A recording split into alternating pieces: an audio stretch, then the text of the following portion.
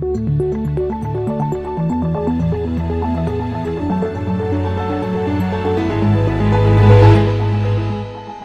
This Morning.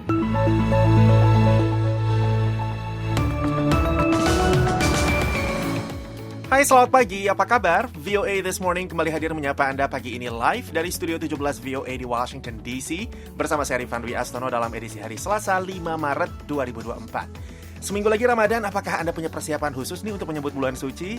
Kalau saya sih rencananya weekend ini pengen beli bahan-bahan takjil khas Indonesia.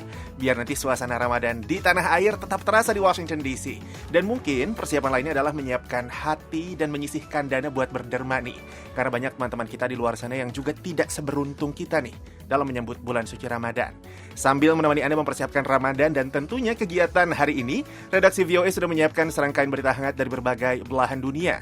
Di antaranya Wakil Presiden Amerika Serikat Kamala Harris menegur Israel dan mendorong disepakatinya gencatan senjata sementara selama setidaknya 6 minggu. We saw hungry, desperate people approach aid trucks, simply trying to secure. Kita akan menyimak laporan Nur Hadi Sucahyo mengenai krisis beras di Indonesia, negeri penikmat nasi. El Nino ini kan kering, air nggak ada. Harusnya itu kan Desember awal itu sudah mulai ada yang tanam. Tapi ini karena Desember belum hujan, jadi nggak ada yang bisa tanam. Jangan lupa, VOA This Morning juga bisa Anda simak secara live streaming di situs kami www.voaindonesia.com atau dengarkan kapan saja di platform podcast langganan Anda seperti Spotify, YouTube Podcast, atau Apple Podcast. Sekarang kita mulai siaran pagi ini dengan berita dunia bersama Leonard Triono. Selamat pagi. Duta Besar Republik Indonesia untuk Kuba yang merangkap persemakmuran Bahama, Republik Dominika, Republik Haiti, dan Jamaika, Nana Yuliana meminta agar 7 warga negara Indonesia yang masih berada di Haiti untuk segera meninggalkan negara itu mengingat semakin memburuknya situasi keamanan. Kami juga sudah menyampaikan kepada mereka sebetulnya pada waktu 5 Februari pemilu agar mereka keluar dari Haiti dan bekerja mencari tempat yang lebih aman. Pihak berwenang Haiti telah memberlakukan jam malam untuk dapat mengendalikan kembali situasi di jalan-jalan setelah terjadinya aksi kekerasan selama akhir pekan lalu. Kelompok-kelompok bersenjata membobol 2 penjara terbesar di Haiti dan membuat ribuan penjahat yang sedang menjalani hukuman penjara melarikan diri. Menteri Keuangan yang juga pejabat Perdana Menteri Patrick Boyford mengatakan telah memerintahkan polisi untuk menggunakan segala cara yang legal untuk memberlakukan jam malam dan menangkap semua pelanggar aturan hukum. Sementara itu, Perdana Menteri Ariel Henry hingga laporan ini disampaikan belum diketahui keberadaannya setelah ia menandatangani sebuah kesepakatan bilateral di Kenya untuk membuka jalan bagi masuknya pasukan multinasional untuk membantu memulihkan keamanan di Haiti. Pada hari Senin 4 Maret di Pengadilan Federal, anggota Garda Nasional Udara Massachusetts, Jack Teixeira mengaku bersalah atas tuduhan membocorkan membocorkan dokumen militer yang sangat rahasia mengenai konflik Rusia di Ukraina serta informasi rahasia keamanan nasional lainnya. Hampir setahun setelah ditangkap karena kebocoran keamanan nasional yang signifikan, Teixeira mengaku bersalah atas 6 tuduhan yang sengaja menyimpan dan mengirimkan informasi pertahanan nasional berdasarkan undang-undang spionase. Teixeira yang berusia 22 tahun mengaku mengumpulkan rahasia militer secara ilegal dan membaginya dengan pengguna lain di Discord, platform media sosial yang populer di kalangan pemain game online.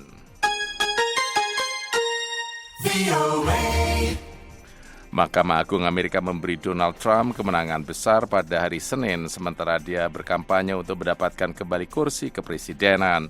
Pengadilan tertinggi di Amerika itu membatalkan keputusan pengadilan yang mengeluarkan nama Trump dari surat suara untuk pemilihan di Colorado berdasarkan ketentuan konstitusi yang melibatkan pemberontakan karena menghasut dan mendukung serangan di gedung Kongres atau gedung Capitol pada tanggal 6 Januari 2021. Trump adalah kandidat terdepan dalam nominasi Partai Republik untuk menantang Presiden Demokrat Joe Biden dalam pemilu Amerika tanggal 5 November mendatang.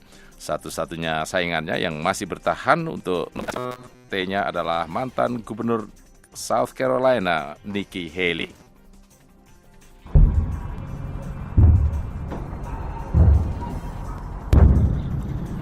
Ledakan dan asap terlihat di jalur Gaza saat malam mulai tiba pada hari Senin ketika Israel melanjutkan kampanyenya melawan Hamas. Juga pada hari Senin, seorang anggota penting kabinet Israel pada masa perang akan bertemu dengan para pejabat Amerika di Washington sementara pembicaraan sedang berlangsung di Mesir untuk menengahi gencatan senjata di Gaza sebelum bulan suci Ramadan dimulai minggu depan. Benny Gantz, saingan politik Perdana Menteri Benjamin Netanyahu yang berhaluan tengah, datang ke Washington untuk melakukan pembicaraan dengan beberapa pejabat senior pemerintah Amerika minggu ini. Sementara itu, pesawat kargo C-130 militer Amerika menjatuhkan makanan dalam palet di Gaza dalam tahap awal pemberian bantuan kemanusiaan darurat yang disahkan oleh Presiden Joe Biden setelah lebih dari 100 warga Palestina tewas ketika mereka mengambil barang-barang dari konvoi bantuan dalam bentrokan yang kacau dengan pasukan Israel. Militer Houthi pada hari Senin mengklaim telah melakukan serangan terhadap sebuah kapal kontainer di Teluk Aden.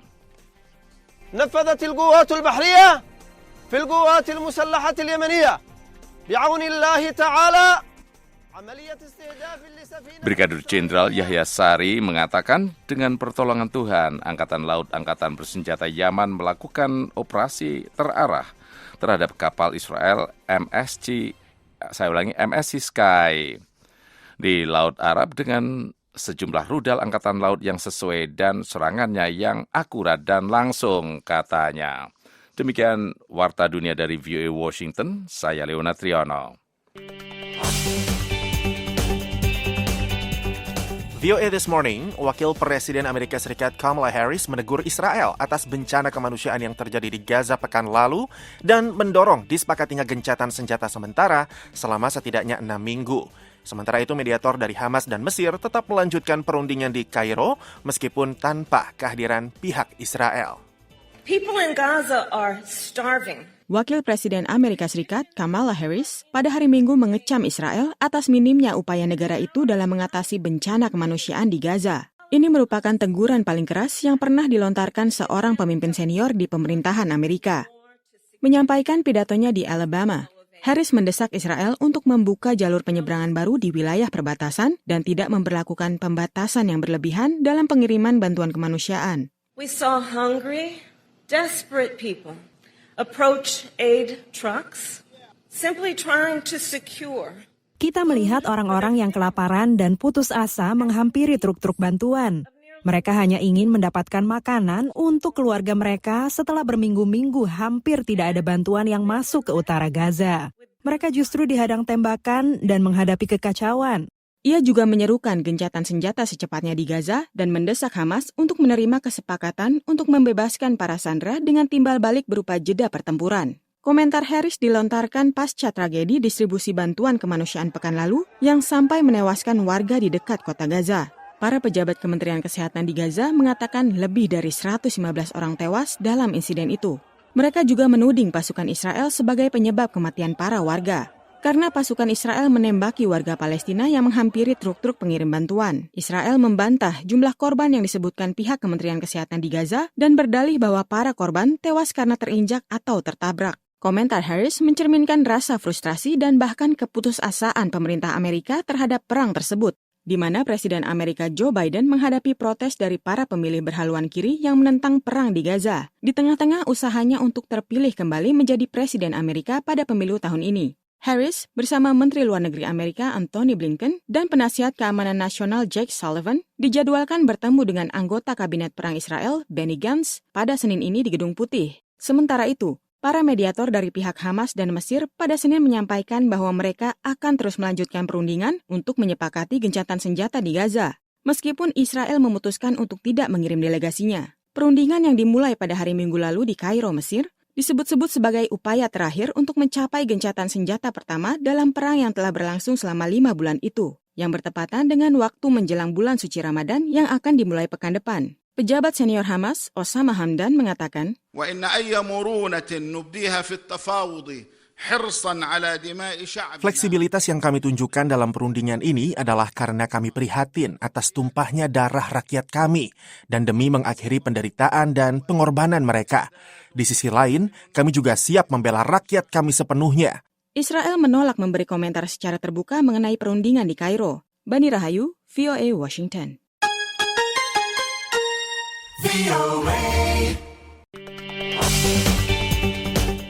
Pendengar, meningkatnya pengaruh Tiongkok di Asia Tenggara serta krisis kemanusiaan yang masih terjadi di Myanmar mendorong terselenggaranya KTT khusus ASEAN dan Australia untuk yang kedua kalinya. Menjaga stabilitas keamanan dan ekonomi di kawasan menjadi poin utama pertemuan kali ini. Pertemuan tingkat tinggi khusus antara negara-negara ASEAN dan Australia atau ASEAN Australia Special Summit telah dimulai hari Senin dan akan berlangsung selama 3 hari. Meningkatnya pengaruh Tiongkok di kawasan, khususnya di Laut Cina Selatan, serta krisis kemanusiaan di Myanmar, diperkirakan menjadi poin pembahasan utama dalam pertemuan kali ini. Kedua poin itu sejalan dengan kondisi stabilitas ekonomi dan keamanan di ASEAN dan Indo-Pasifik yang juga menjadi sorotan. Menteri Luar Negeri Australia, Penny Wong, memperingatkan jika terjadi konflik besar di kawasan akan berdampak sangat buruk, seperti halnya di Gaza dan Ukraina. Oleh karena itu, Wong mengatakan perlu adanya komitmen bersama untuk menjaga stabilitas tersebut. Maintaining this character is a continued and continuous process. Menjaga ciri ini memerlukan proses yang menerus dan berkelanjutan. Semua pihak perlu membina dan melindungi aturan yang telah disepakati, menjunjung tinggi hukum internasional untuk mencegah terjadinya konflik dan membangun kepercayaan strategis. Presiden Filipina, Ferdinand Marcos Jr., yang turut menghadiri KTT ini, menyampaikan dinamika geopolitik dunia yang semakin terpolarisasi. Kompetisi strategis antara Tiongkok dan Amerika Serikat disebutnya telah memasuki realita ruang lingkup strategis regional ASEAN. The future of this region will be shaped not by one or two, but by many actors. Masa depan kawasan ini akan dibentuk oleh tidak hanya satu atau dua, tetapi banyak aktor, dan mereka semua menginginkan suara mereka didengar, baik secara individu maupun kolektif, sebagaimana mestinya. Kembali diselenggarakannya pertemuan khusus antara Australia dan ASEAN sejak terakhir dilaksanakan pada tahun 2018 lalu, disebut sebagai bagian dari strategi Indo-Pasifik Australia untuk memastikan ASEAN terbebas dari pengaruh kekuatan negara luar kawasan. Menurut analis Renato De Castro, meningkatnya presensi Tiongkok di Laut Cina Selatan adalah ancaman tersendiri bagi Australia. Well, Australia, of course, this is clear and present danger for Australia. Bagi Australia, hal ini tentu saja adalah ancaman yang jelas dan nyata. Australia kemungkinan akan menyampaikan kekhawatirannya ke ASEAN, tetapi kita harus mengerti bahwa ASEAN masih jauh sikap bersatu dalam isu Laut Cina Selatan. Australia selaku tuan rumah KTT juga fokus mengangkat isu kerjasama maritim, penguatan hubungan ekonomi, perubahan iklim, dan energi bersih. Sebanyak 9 dari 10 perwakilan diplomatik negara anggota ASEAN hadir di Melbourne, termasuk Indonesia yang dihadiri langsung oleh Presiden Joko Widodo. Perwakilan politik Myanmar tidak diundang karena dianggap gagal menangani kasus kekerasan di negara itu sejak kudeta junta militer pada tahun 2021. Sementara perwakilan Timor Leste diundang sebagai pengamat resmi ASEAN. Perwakilan Selandia Baru pun turut diundang dalam pertemuan ini. Tarsir Ziman melaporkan untuk VOA Washington.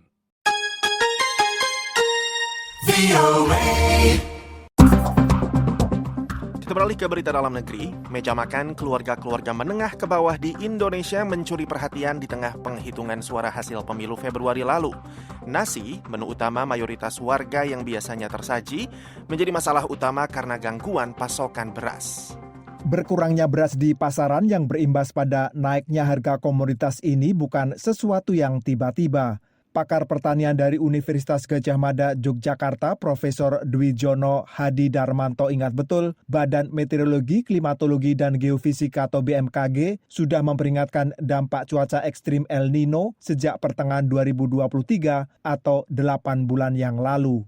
El Nino ini kan kering, air nggak ada. Harusnya itu kan Desember awal itu sudah mulai ada yang tanam. Tapi ini karena Desember belum hujan, jadi nggak ada yang bisa tanam.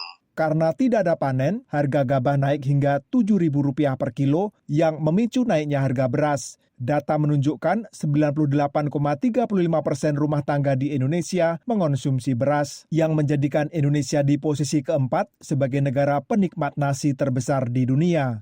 Dalam rilis bulanan BPS pada 1 Maret, Deputi Bidang Statistik Produksi BPS M. Habibullah juga mengupas harga beras. Kenaikan harga beras terjadi di semua rantai distribusi, Harga beras eceran pada Februari 2024 naik 5,28% dibandingkan dengan harga bulan Januari dan naik 19,28% jika dibandingkan dengan harga pada Februari 2023. Pada 15 Februari di Pasar Induk Cipinang, Jokowi menyebut suplai sebagai penyebab.